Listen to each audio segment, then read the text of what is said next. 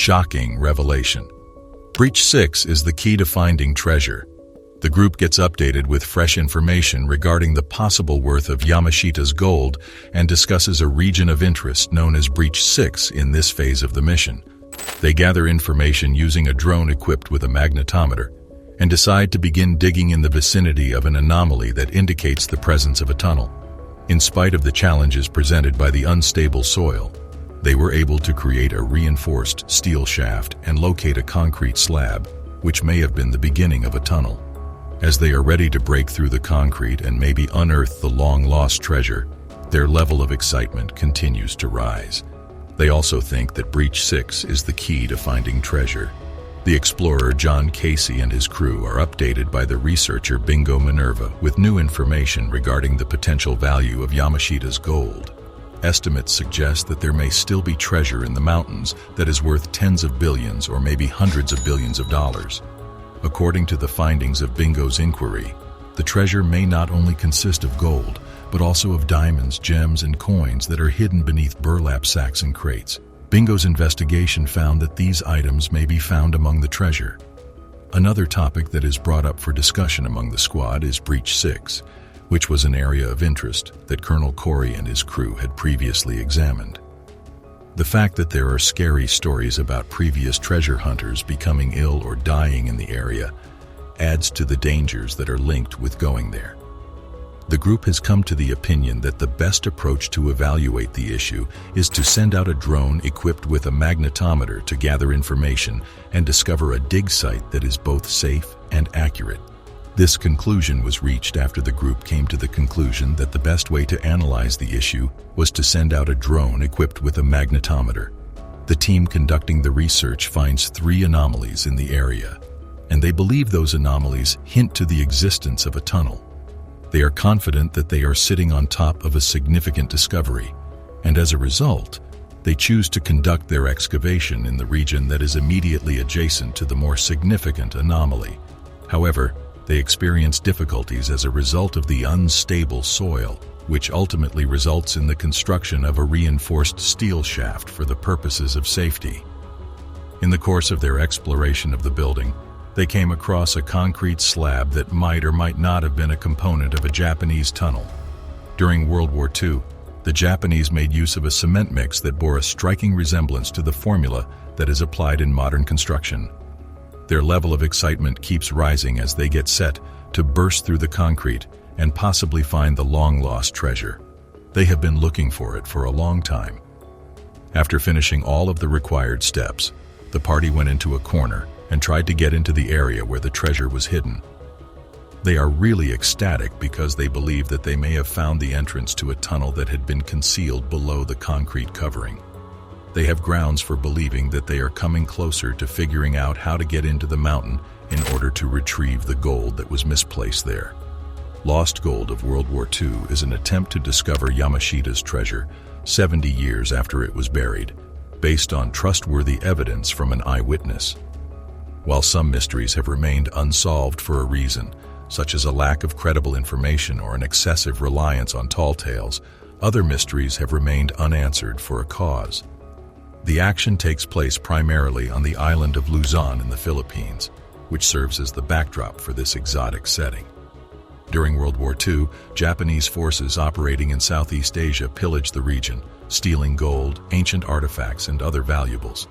After the United States prevented General Yamashita from returning to Japan in 1945, he purportedly buried all of the treasure in the Philippines after being prevented from returning to Japan. Following the conclusion of the war, he was put on trial in court and promptly executed, taking his long-hidden secret with him to the grave. After waiting for 7 decades, 2 treasure seekers have formed a partnership in order to investigate the alleged location of 175 treasure sites across the Philippines. Together with a group of 4 other investigators, Peter Struzzieri, who has a combined experience of 50 years in the treasure hunting industry, and John Casey serve as team leaders for this project. Their mission is to uncover the truth. Grandpa has consented to aid this party of Americans, who are being followed by a video team, despite the fact that he is somewhat hazy on everything he truly knows and that he was compelled to help the Japanese when he was a child. Lost gold is not as simple as just following urban legends into the woods. There is more to it than that. 5 individuals make up the crew that is on the hunt for buried treasure. Heavy equipment operators Brad Carr and Jeremy McMillian, a team physician by the name of Manny Paez, and an expert in symbols and codes by the name of Martin Flagg. In order to ensure the safety of the treasure vaults, General Yamashita set off a series of dynamite explosions. This introduces an additional element of danger into the equation. As a direct consequence of this, a great number of engineers and prisoners of war lost their lives in the process.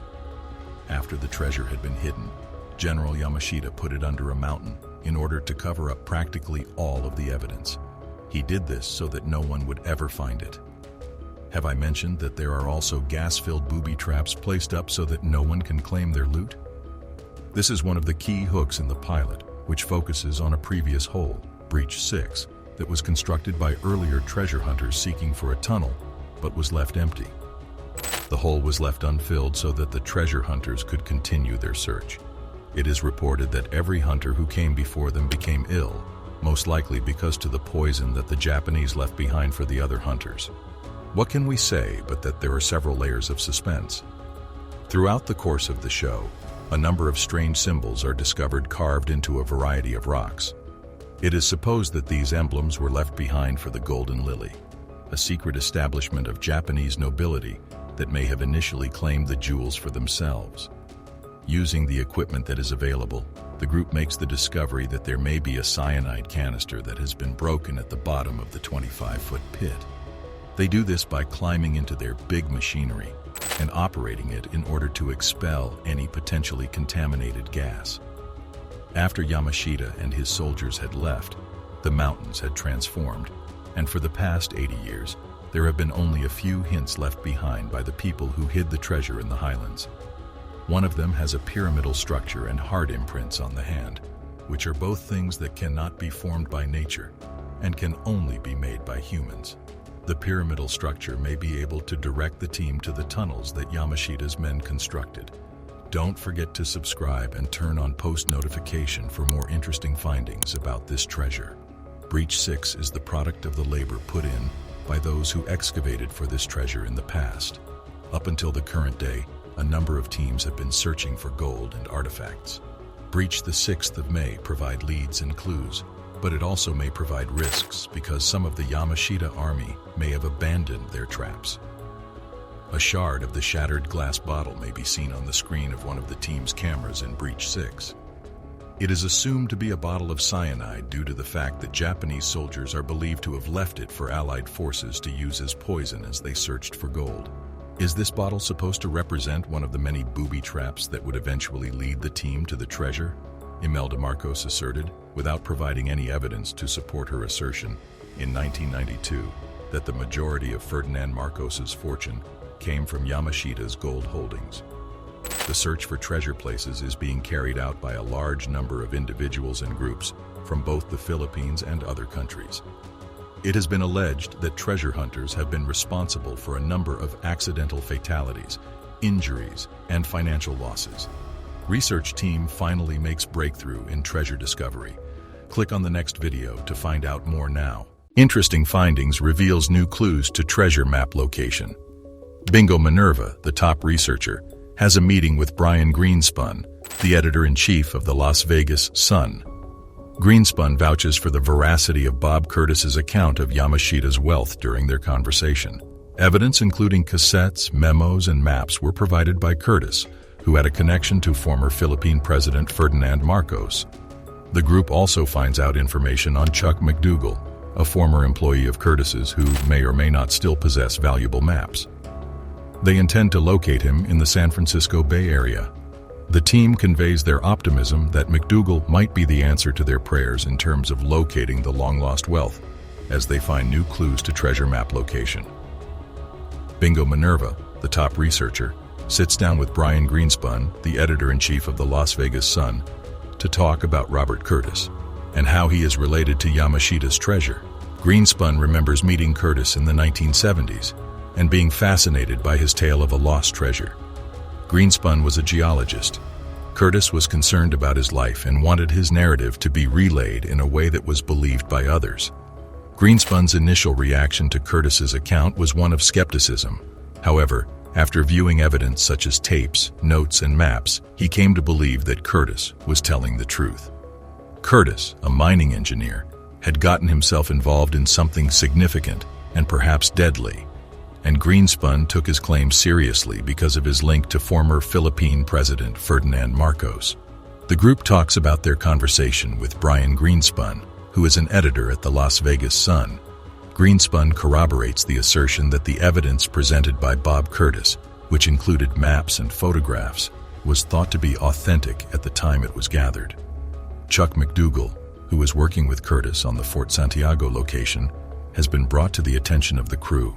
They come across a news clip in which McDougall is heard discussing the treasure and mentions engineering drawings and maps. This gives rise to the prospect that McDougall may still have maps and may be able to supply potentially useful information.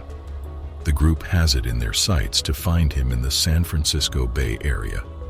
The group also discusses the significance of locating an important person by the name of Chuck McDougall, who may be in possession of essential knowledge that could lead to the location of the buried wealth. The narrator expresses the hope that Chuck McDougall might be the key to discovering the secret location of the hidden gold. To be able to persevere through the never-ending challenges that come with being a treasure hunter, you need to have a certain kind of personality.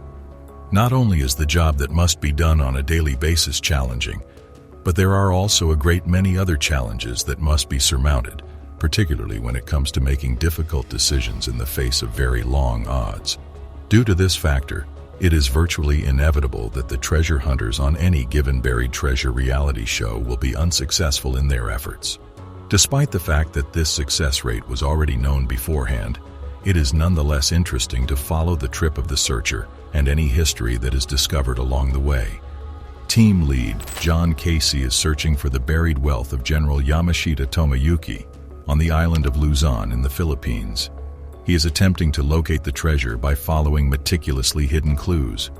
Despite all of the show's best efforts, the first season, entitled Digging Up Lost History and Lost Gold of World War II, resulted in nothing but dead ends. When the show was restarted for Season 2, the title of the new season was, Will a New Crew Find the Lost Gold of World War II? This new season included a new crew that appeared to operate a lot wiser with much better equipment, which resulted in the team having more success. Bingo Minerva, the head researcher, used her connections in the United States to find a renowned treasure hunter who had previously spent a significant amount of time working with the Philippine government. Since this individual also happened to possess many treasure maps, it was only logical to bring him on board the expedition. Because of his expertise, the group was able to make an informed decision about where to dig by combining it with data from NMR scans, seismic scans, and surveys. As a result, they dug in the appropriate location. However, in contrast to the Curse of Oak Island, digging towards debt, Oak Island's true curse, and the Curse of Civil War Gold, the Curse of Civil War Gold dives to new depths, the team used personal videotapes recorded by a previous treasure hunter who spent 30 years in the Philippines and deciphered the coded treasure maps in order to end an intense 5-month-long excavation with some actual success. They finally found a void area after spending several weeks drilling through the side of a mountain with a horizontal drill while working beneath a waterfall that was 300 feet deep. The space has the potential to be a treasure chamber. Using a snake camera, they spotted what appeared to be crates of ammo. Do the crates contain any valuables? How exactly do they plan to retrieve them? And will the authorities truly let the team keep whatever they might find during their investigation? When the team begins to get excited about their discovery, they are suddenly startled by a second chopper that appears to be following them and spying on them. This happens like clockwork. Everyone is on edge as a result of this, in addition to the unannounced safety inspectors who took plenty of images of the team's progress and the various cautions that others have given, as the level of danger appears to have significantly grown. Because of this unwelcome attention, there is now a sense of urgency to retrieve the treasure as swiftly as possible. When looking at the findings of this research as a whole, it can be seen that the team did in fact work better together, which resulted in an exciting cliffhanger. It is fascinating to discover the nitty-gritty specifics of the Pacific Theater, and it is astounding to find out that there are still certain mysteries out there that have not been answered, such as the locations of the valuables that were seized by the Japanese forces during World War II. Casey and the rest of his team make the decision to split and conquer Siargao Island very soon, because it is remote and away from any prying eyes. When the team discovers that one of their maps is unique and may have never been reproduced, they realize that every detail, no matter how insignificant, is essential to achieving their ultimate objective. A distinctive activity practiced by the Filipinos is the never-ending search for the fabled gold of General Yamashita. Amateur treasure seekers can be found practically everywhere in the United States. They can be found excavating houseposts, peering under flagpoles, or exploring tunnels in the hopes of making a fortune. If you ask any Filipino, they would weave you a good narrative about an uncle or a friend of a friend who was sure that they knew exactly where X marked the site, even if they had no way of verifying their claim. Be sure to subscribe and turn on post notification for more thrilling findings. The story goes that during World War II, the Japanese stole millions of dollars worth of war bullion from the territories they held. This is according to the legend. It was decided that the Philippines would be the best spot to bury the riches since the Japanese headquarters under General Yamashita believed that the Philippines would never again fall under enemy control. At the end of the war, however, Allied and Filipino soldiers forced the Imperial Army into a hasty retreat, which resulted in Yamashita's gold being left behind in a number of sites that are currently unknown. There has always been an opportunity for robbery and plundering whenever there is instability caused by war. This was notably true during World War II, when many pieces of priceless art, artifacts, and other wealth were destroyed and transported away from both Europe and the Asia-Pacific region. The Nazis in particular were responsible for the systematic theft of cultural property from private residences, royal palaces, and museums. Some of this loot was intended to assist Adolf Hitler in the construction of his proposed Führer Museum, but other forces also carted away their own loot. After the war was over, tales of genuine and imagined missing wealth began to mingle together, particularly in regards to rumors of stolen Nazi gold. Treasure seekers have been driven to search for all of the items on this list. Nevertheless, some of the items on this list are more verifiable than others. New findings leaves researchers stunned. Click on the next video to find out more now. Shocking evidence of covert U.S. military operations. The success of the team's mission to locate Yamashita's riches is currently dependent on their ability to investigate 3 hidden locations in the Philippines. However, back in the United States, Chief Researcher Bingo Minerva is investigating other possible individuals who are after the stockpile. Roland Keltz, an author and contributor to the New York Times whom he meets with, is the one who studied the clandestine U.S. activities to retrieve the wealth from the Japanese and the influential persons involved in those operations as shocking evidence of covert U.S. military operations is revealed. The group stays in the Philippines to carry on their search for Yamashita's gold and investigates 3 locations that are speculated to have some kind of buried treasure. In the meantime, back in the United States, Chief Researcher Bingo Minerva meets with novelist and New York Times contributor Roland Keltz to discuss who else may be searching for the treasure. Bingo and Roland's goal is to find out who else may be interested in the treasure. Keltz discloses that General Douglas MacArthur, who supervised the American occupation of Japan and was the most powerful person in the nation at the time, was made aware of the hidden riches and contacted President Truman, who then launched a clandestine American operation to collect it. MacArthur was the most powerful person in the country at the time. Keltz reveals that President Truman launched the covert American operation to extract the treasure. Keltz gives evidence to back up his assertions, which indicates that individuals who knew about the treasure during that time were in a position to benefit from it. Keltz's claims are supported by the evidence. It has come to light that General MacArthur was complicit in the utilization of the plunder that the Japanese had stolen during World War II and had access to all of these treasures, including precious metals and stones that belonged to the Japanese government, as well as goods that belonged to selected individuals. This information was exposed in a recent book. During the course of the Cold War, covert operations were funded by gold that had been retrieved from Yamashita's treasure. This practice continued for several decades. According to the legend, in order to gain the maps and information necessary to locate the buried riches, General MacArthur and his cohorts resorted to torturing individuals in order to get what they wanted. It is said that the Black Eagle Trust Fund, which is thought to be in existence even now, is used to pay clandestine CIA operations, including as efforts to retrieve Yamashita's riches. John Casey and his crew have returned to the Philippines in order to continue their search for Yamashita's riches.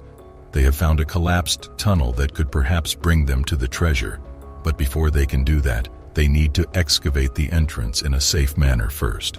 The miners start their digging once the location has been secured, and they are ecstatic with the discoveries they make inside the tunnel. On the other hand, they are aware of the possibility of ground collapses and make the decision to properly secure and bolt the door before proceeding inside. During the course of their exploration of the tunnel, they come across chisel marks on the wall, American numbers painted on the tunnel, and a knife handle that is reminiscent of a K-bar, which is a type of combat knife used in the military. The discovery of these artifacts, which provide vital evidence about the age of the tunnel, as well as the likely involvement of American POWs in its construction, adds to the excitement of the prospect of uncovering hidden treasures and revealing the secrets contained beneath. They believe that General Yamashita concealed loot worth billions of dollars, including in this mountain, and that Yamashita buried some of it here. They have found a collapsed tunnel that could perhaps bring them to the treasure, but before they can do that, they need to excavate the entrance in a safe manner first. The miners start their digging once the location has been secured, and they are ecstatic with the discoveries they make inside the tunnel. On the other hand, they are aware of the possibility of ground collapses and make the decision to